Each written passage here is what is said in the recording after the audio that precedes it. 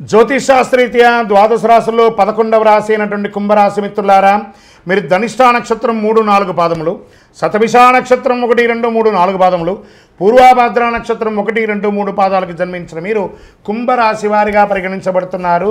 ఈ నెల మీకు శుభ ఫలితాలు ఎలా ఉన్నాయంటే, ఎలాగో 7.5 శని యొక్క ద్వితీయ భాగంలో ఉన్నారు. మీరు ఏళ్ళనాటి శని తీవ్రంగా ఉన్నా ఈ నెలలో చాలా హెచ్చు తగ్గులు ఉంటాయి.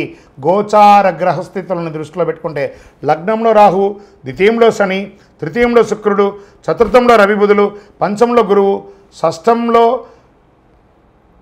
సప్తమంలో కుజుడు, అష్టమంలో కేతువు. ఈ మాసం ప్రారంభం నుండి ప్రతి కార్యక్రమం కూడా మిశ్రమంగా ఉంటుంది, కానీ ఆదాయం చాలా బాగుంటుంది. వ్యాపారం అద్భుతంగా ఉంటుంది. మీరు పుట్టిందే వ్యాపారం కోసం అన్నట్టుకు ఆ వ్యాపారాన్ని ప్రతి క్షణం దాని మీద మానిటరింగ్ చేసి మీ వ్యాపారాన్ని మీరు అభివృద్ధి పరుచుకుంటారు. అంత అద్భుతంగా ఉంటుంది. ఏ విధమైనటువంటి చిన్నపాటి అవకాశం ఉన్న వ్యాపారంలో మీరు ప్లాన్ చేసుకోండి. ఎక్స్పాన్షన్ ఆఫ్ యువర్ బిజినెస్, ఈ యొక్క స్టాక్ క్లియరెన్స్ ఎలా చేయాలి, కొత్త వ్యాపారం ఎలా చేయాలి, కొత్త వాళ్ళకి ఎలా చేయాలి. ఈ నెల మీకు వ్యాపారానికి ఒక ట్యూన్ ఇచ్చాడనుకోండి భగవంతుడు. ఉద్యోగులకి ట్రాన్స్ఫర్స్, ప్రమోషన్స్ ఉన్నాయి. సమ్ టైమ్స్ అకాల ప్రమోషన్లు కూడా, అకాల ట్రాన్స్ఫర్స్ కూడా ఉంటాయి. కష్టానికి తగిన ఫలితం ఉంటుంది. నిరుద్యోగులకు మంచి ఉద్యోగం వస్తుంది. ఏళ్ళనాడు శని వల్ల కొన్ని సమస్యలు ఎదురైనా మనోధైర్యంతో దూసుకెళ్తారు. మీరు భాగస్వామి విభేదాలు, ఉద్రిక్తలు, వివాదాలు ఎదుర్కొంటారు. అన్నదమ్ముల మధ్య, అక్కచెల్లెల మధ్య బంధం కష్టతరం. ఏదో రకంగా బయటపడాలని చెప్పి పైన నవ్వుతూ లోపల నిజమైనటువంటి మీరుగా కనబడుతూ ఉంటారు. ఒక ఆప్యాయత అనేది కనబడకపోవచ్చు, అది జాగ్రత్త పడండి. ఒకానొక సమయంలో అన్నదమ్ముల అక్కచెల్లెలు విడిపోయే అవకాశాలు కూడా ఉన్నాయి. ఆస్తి తగాదాలు కూడా అయ్యే అవకాశాలు ఉన్నాయి. మాస ద్వితీయంలో జాగ్రత్త. బంధు వివాదాలు, నూతన పరిచయాల వల్ల నష్టం అవుతుంది. ముఖ్యంగా పితృవర్గీయుల మాట పట్టింపు జాగ్రత్తగా ఉండండి. మన అన్నదమ్ములే కదా, మన అక్కచెల్లెలే కదా, మన తల్లిదండ్రులే కదా, కాస్త ఓపిక పట్టండి. కూర్చొని మాట్లాడుకోండి, సర్దుకుంటుంది అన్నీ కూడాను. 10వ తేదీ తర్వాత వ్యక్తిగత జీవితంలో నిరాశకు గురి అయ్యే అవకాశాలు. మీరు కోరిన మర్యాద, రెస్పెక్ట్ మీకు ఉండకపోవచ్చు ఇంటా బయట. అందుకని అధైర్యపడక్కర్లేదు. కొన్ని రోజులే కదా, మళ్ళీ సర్దుకుంటాం. అతి ధైర్యం పనికిరాదు, అతి ఓపిక పనికిరాదు, అతి పిరికితనం కూడా పనికిరాదు. ప్రేమ వివాహాలు ఈ నెల బెడిసి కొడుతుంది. స్థిరాస్తి వివరాలకి ఈ మాసం అనుకూలమైనది కాదు. మాస ద్వితీయంలో ఎప్పటి నుంచో నిలిచిపోయిన పనులు పూర్తి చేసుకుంటారు. ఇంట బయట గౌరవం పెరుగుతుంది. బంధుమిత్రులతో వివాదాలన్నీ నిదానంగా సర్దుకుంటాయి. రహస్య శత్రువులను గుర్తించి రాజకీయాల నుండి కాపాడుకుంటారు. విదేశాల్లో నివసించేవారు మంచి మార్పులు పొందుతారు. భూములు, రియల్ ఎస్టేట్ క్రయ విక్రయాల్లో జాగ్రత్త. పెట్టుబడి పెట్టేటప్పుడు జాగ్రత్త. మీ సీక్రెట్స్ మీలోనే ఉంచుకొని కానీ ఇతరులకు చెప్పకండి, మా వాళ్ళే కదా అని జాగ్రత్త. అసాంఘిక కార్యక్రమాలు జాగ్రత్త. వివాహేతర సంబంధాలు జాగ్రత్త, దానివల్ల అవమానపడతారు. ఆరోగ్యాన్ని నిర్లక్ష్యం చేయొద్దు. విద్యార్థులకి చాలా ఇది ఒక మంచి సమయం కూడా చెప్పచ్చు. మంచి అవకాశాలు వస్తున్నాయి, మార్పులు వస్తున్నాయి. వెయిటింగ్ లిస్ట్లో ఉన్నటువంటి మీ యొక్క మార్క్స్ కానీ, లేదా రిజల్ట్స్ కానీ, లేదా వీసా కానీ, లేదా ఉద్యోగం కానీ, అవన్నీ కూడా యాక్టివేట్ అయ్యి అద్భుతం అవుతున్నారు. క్రీడాకారులకి చాలా అద్భుతమైనటువంటి సమయం చెప్పచ్చు. రాజకీయ నాయకులకి కాస్త మిశ్రమం అండి. ప్రజాక్షేత్రంలో వెళ్ళేటప్పుడు నోరు అదుపులో పెట్టుకోవడం మంచిది. తస్మాత్ జాగ్రత్త. షేర్ మార్కెట్ మిశ్రమం. మీడియా రంగం వారికి మిశ్రమం. ఐటీ రంగం వారికి కాస్త ఆశాజనకం. అదృష్టం రోజులు జూన్లో 1, 3, 7, 9, 13వ తారీఖులో బాగుంటాయి. అదృష్ట సంఖ్యలు 3 మరియు 7 బాగా ఉంటుంది.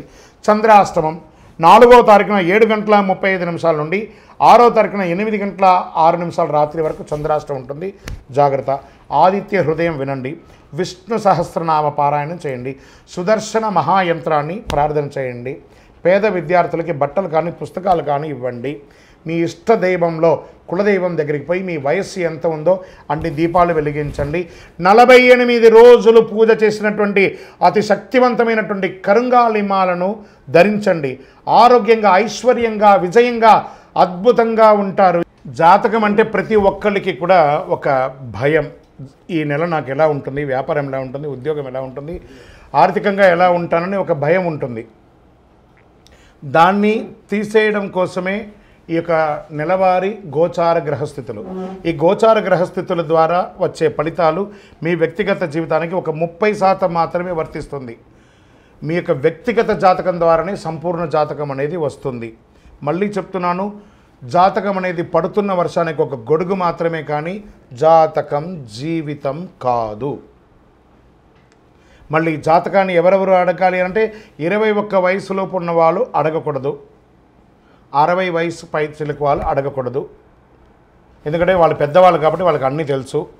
ఆర్థికమైనటువంటి లావాదేవీలు చేసేసి అప్పులు తీరడానికి కోసం జాతకం అడిగితే జాతకం చెప్పించుకుంటే అప్పులు తీరవు. ఇల్లీగల్ అఫైర్స్ గురించి అడగకూడదు. చాలామందికి ఈ మధ్య కొన్ని అపోహలు ఉన్నాయి. ఈ గ్రహాలు మారడంతో ఏమో అయిపోతుంది అని చెప్పి దాన్ని ఎక్స్ప్రోజల్గా కొంత చెప్పడంతో భయపడుతూ కొంతమంది మాకు కాల్ చేస్తున్నారు. ఏమంటే ఇది ఈ సంవత్సరం మాత్రం కొత్తగా మారట్లేదండి గ్రహాలు. ఈ యుగం పుట్టినప్పటి నుంచి ఇంకా యుగం అంతరించేంతవరకు గ్రహాలు మారుతూ ఉంటాయి. సుమారుగా ఒక ఉదాహరణకి ఎక్కువ శాతం నాకు కాల్స్ వచ్చింది సింహరాశి నుంచే వచ్చింది అనుకుందాం. ఒక ఉదాహరణకి అది అష్టమ శనిగా అయితే ఏమేమో అయిపోతుంది, విడాకులు వచ్చేస్తుందట, విడిపోతారట, అకాల మరణాలట, యాక్సిడెంట్లట అని. ఇదేంది గురుగారు మాకు భయం వేస్తుంది ఏంటంటే, ఒకటి గుర్తుపెట్టుకోండి, 140 కోట్ల మంది భారతీయులు ఉన్నారు. ప్రపంచమంతా అక్కడ కొన్ని కోట్ల మంది ఉన్నారు. అందులో నుంచి మనం బైఫర్కేట్ తీసుకుంటే ఒక్కొక్క రాశి వారు 20 కోట్ల 30 కోట్ల మంది ఉన్నారనుకుందాం. ఇది గోచార గ్రహస్థితియే. గోచారం అంటే మీకు చిన్న ఉదాహరణ చెప్తాను చూడండి. ఈ భాగ్యనగరం ఎత్తుకుంటాం. ఈ భాగ్యనగరంలో ఈరోజు ఈ ఆఫీసు ఇది, ఇందులో మనం ఇంతమంది ఉన్నాం, ఇంతమందిలో ఒకరికే ఉంటుంది.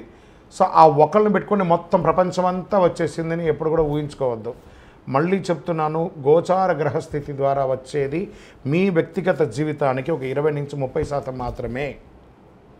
మీ వ్యక్తిగత జాతకంలో మీ date of birth, time of birth, లగ్నాన్ని బట్టి మీ పూర్తి జాతకం వస్తుంది. కాబట్టి అన్నీ చూసేసి, కనబడ్డ ప్రతిదీ చూసేసి ప్యానిక్ అయ్యి మీరు ఇబ్బంది పడడం, అవతలను కూడా ఇబ్బంది పెట్టడం తప్పు. కాబట్టి దయచేసి మిమ్మల్ని మీరు ధైర్యంగా ఉంచుకోండి. ఏ గ్రహాలు కూడా మనల్ని ట్యూన్ చేసేది కానీ మనల్ని నాశనం చేయదు. గ్రహాలన్నీ అనుగ్రహం చేయడానికే కానీ ఇబ్బంది పెట్టడానికి కాదు, మనల్ని ట్యూన్ చేయడానికి కోసం మాత్రమే. మీ యొక్క వ్యక్తిగత జాతకం తెలుసుకోవడానికి కింద ఉన్నటువంటి నెంబర్కి మీ యొక్క పేరు, date of birth, time of birth, place of birth చేయండి. ఇంకనూ మీరందరూ కూడాను ఆయురారోగ్య ఐశ్వర్య భోగభాగ్యాలతో ఉండాలని అఖిలాండ కోటి బ్రహ్మాండ నాయకుడు శ్రీ ధర్మశాస్త్ర అయ్యప్ప స్వామి వారిని ప్రార్థిస్తున్నాం.